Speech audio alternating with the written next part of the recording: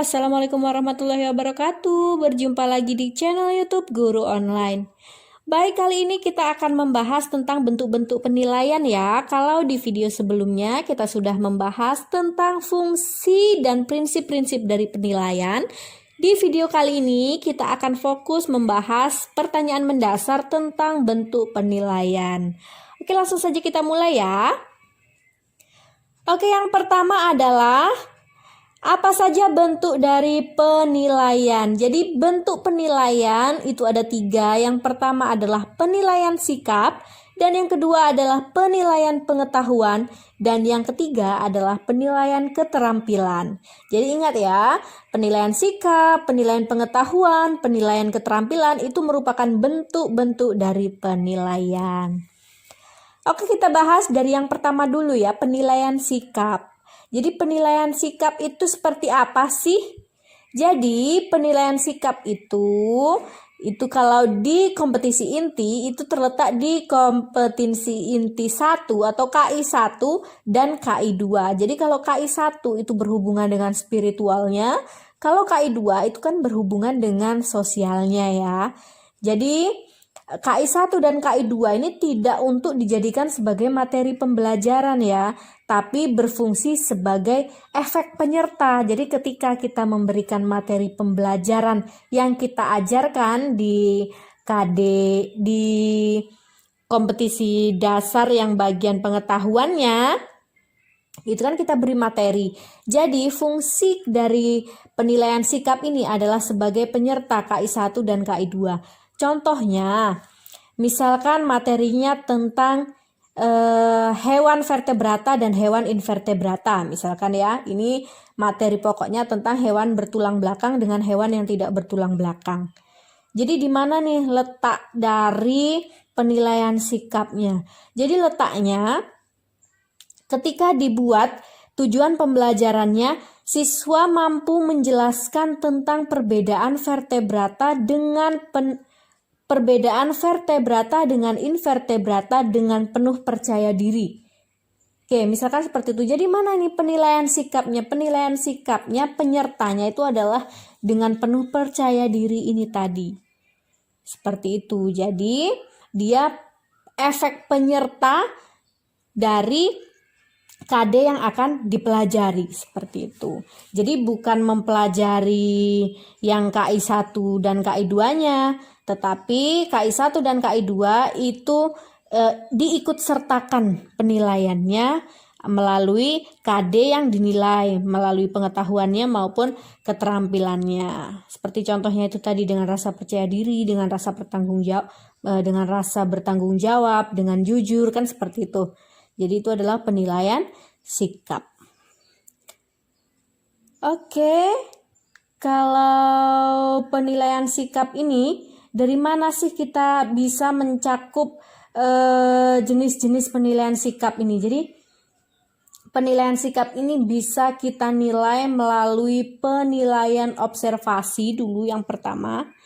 Jadi ada penilaian observasi, itu adalah mengamati. Lalu ada dari penilaian diri, dari penilaian antar siswa, dan ada juga penilaian dengan jurnal. Jadi seperti itu. Jadi jenis penilaian sikap, yang pertama adalah penilaian observasi atau mengamati atau melalui pengamatan. Yang kedua bisa melalui penilaian diri, penilaian antar siswa, dan penilaian dengan jurnal. Kita bahas satu-satu lagi ya dari jenis penilaian sikap yang pertama, yaitu penilaian observasi atau mengamati. Jadi kegiatan dari penilaian observasi ini berjalan ketika pelajaran sedang berlangsung.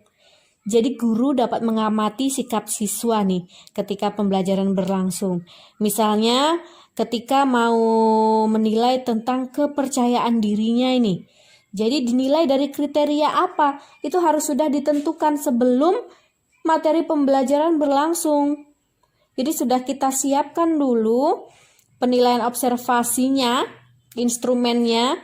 Jadi acuannya apa? Ketika kita ingin menilai dia menentukan peserta didik tersebut ini percaya diri atau tidak, acuannya apa? Contohnya seperti itu. Misalkan berani tampil di depan, mampu berekspresi, Kan seperti itu. Jadi penilaiannya harus jelas acuannya. Percaya diri yang seperti apa? Nah, misalkan berani tampil di depan, oke, udah 1 poinnya. Atau mampu berekspresi dengan lugas, dengan bagus, seperti itu. Oke, ada 2 poinnya, kan seperti itu. Lalu jenis penilaian sikap yang kedua itu adalah melalui penilaian diri. Jadi penilaian diri ini siswa kita berikan sebuah pertanyaan atau beberapa pertanyaan lah, jangan sebuah ya. Beberapa pertanyaan untuk dijawab. Jadi sudah kita tentukan apa yang mau kita nilai. Lalu siswa tinggal menjawab iya atau tidak. Jadi contohnya kita buat nih. Yang pertama, selama diskusi saya sangat aktif. Langsung kita suruh siswa tersebut mengisinya iya atau tidak. Jadi penilaian seperti itu melatih kejujuran siswa juga, seperti itu ya. Oke, lalu yang ketiga, jenis penilaian sikap bisa melalui penilaian antar siswa. Ini hampir sama tadi halnya dengan penilaian diri tadi. Jadi diberikan beberapa pertanyaan, jadi antar siswa tadi bisa menilai temannya satu sama lain dengan menjawab iya atau tidak, seperti itu. Oke, lalu lanjut kita masuk ke penilaian dengan jurnal. Jadi salah satu jenis penilaian sikap yang selanjutnya tadi selain observasi, penilaian diri dan antar teman, itu ada penilaian dengan jurnal ya. Jadi jurnal itu, penilaian jurnal ini yaitu melalui catatan guru yang berkaitan dengan sikap-sikap tertentu siswa. Baik itu sikap positifnya maupun sikap negatifnya yang ditemukan ketika pembelajaran berlangsung. Jadi bisa jadi rekam data lah istilahnya. Jadi kita punya datanya pas tanggal sekian, pas materi, pas pelajaran KDA misalkan, nah siswa ini misalkan tampak sangat aktif. Atau ketika materi pembelajaran KDB, siswa ini terlihat ketahuan mencontek, seperti itu. Jadi ada rekam jejaknya atau rekam data yang tersebut kita tulis di jurnal penilaian, seperti itu ya. Oke, lanjut lagi kita ke bentuk penilaian yang kedua. Ya. Bentuk penilaian yang kedua itu adalah penilaian pengetahuan ya. Jadi apa sih penilaian pengetahuan ini? Jadi penilaian pengetahuan yang berkaitan dengan mengukur tingkat kognitif siswa, mengukur tingkat pengetahuan siswa ya. Jadi jenis penilaiannya apa nih? Kalau penilaian pengetahuan, tadi kalau penilaian sikap kan jenisnya ada observasi, penilaian diri, antar siswa, dan jurnal. Kalau jenis penilaian pengetahuan itu ada jenisnya melalui tes lisan ataupun tes tertulis dan tes penugasan. Jadi ada 3 ya. Kalau itu adalah jenis penilaiannya, tes tulis, tes lisan, tes tertulis, dan penugasan itu adalah jenisnya.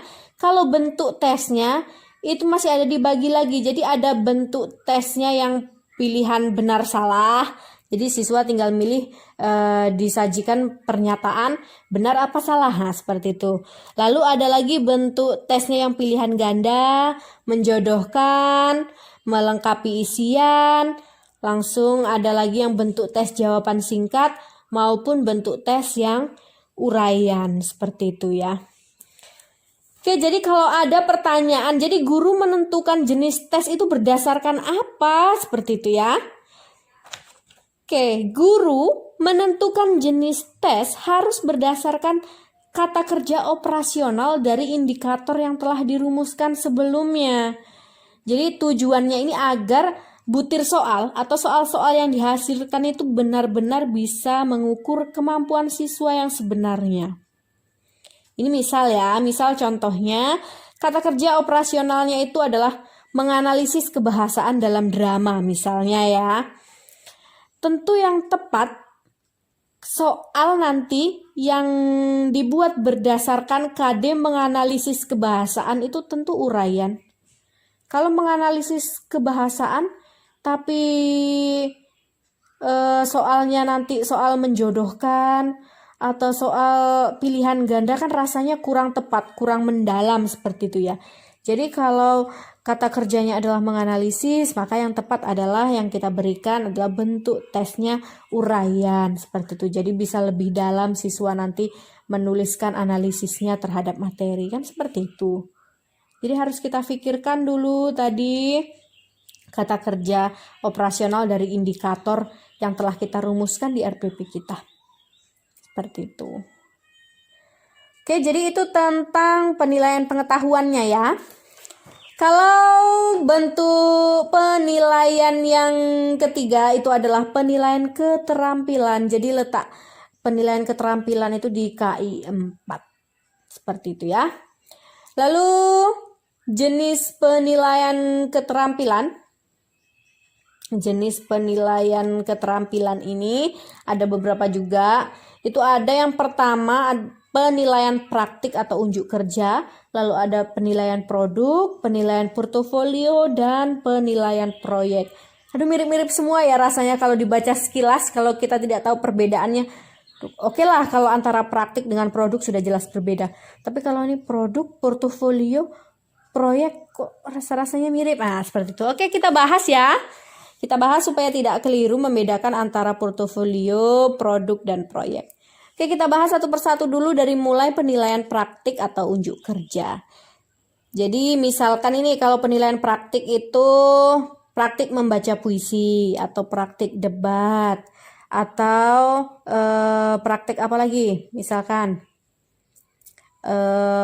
praktik mendemonstrasikan drama, misalkan praktik drama.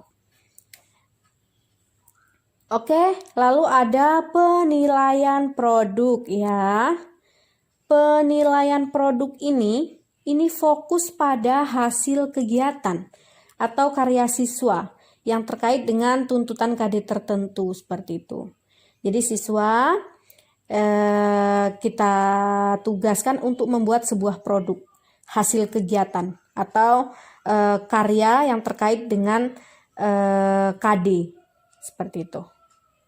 Lalu kalau penilaian portofolio ini berfokus pada sejumlah karya untuk melihat perkembangan minat, kelebihan, dan kelemahannya secara berkesinambungan. Jadi apa nih perbedaannya antara produk dan portofolio? Sama-sama karya. Kalau produk itu identik ke satu tugas saja. Tapi kalau portofolio ini berfokus pada sejumlah karya. Jadi beberapa karyanya itu dibuat untuk melihat perkembangan minat, kelebihan, dan kelemahannya secara berkesinambungan. Seperti itu ya. Jadi mungkin untuk melihat ada nggak perubahannya, ada nggak minatnya sih dari KD ini kalau disuruh membuat beberapa karya gitu kan nanti nampak. Kalau misalkan konsisten bagus saja karya-karyanya, oh berarti ini minat ini, berbakat ini di KD ini, seperti itu. Oke. Lalu penilaian proyek. Apa lagi nih penilaian proyek? Penilaian proyek ini lebih kompleks sebetulnya daripada penilaian portofolio ataupun penilaian produk ya. Karena kalau penilaian proyek ini penilaiannya dari mulai perencanaan, dari mulai pelaksanaan, dan dari mulai pelaporannya gitu. Jadi intinya kalau penilaian proyek itu lebih kompleks dia dibandingkan produk dengan portofolio. Karena dari mulai perencanaan, pelaksanaan, sampai pelaporan dinilai. Sedangkan perbedaan antara produk dengan portofolio tadi, kalau produk identik di satu tugas saja atau satu karya saja. Tetapi kalau penilaian portofolio itu adalah dari sejumlah karya untuk melihat perkembangannya. Seperti itu. Oke ya, saya harap penjelasannya mudah dimengerti atau mudah dipahami dan semoga dapat membantu teman-teman semua yang sedang mencari materi tentang penilaian seperti itu. Sebenarnya bisa baca-baca dari berbagai sumber, itu banyak banget. Tapi kan untuk melihat, samalah dengan siswa, ada yang lebih suka dengan membaca, ada yang lebih suka dengan mendengar, seperti itu proses belajarnya. Jadi berbeda-beda.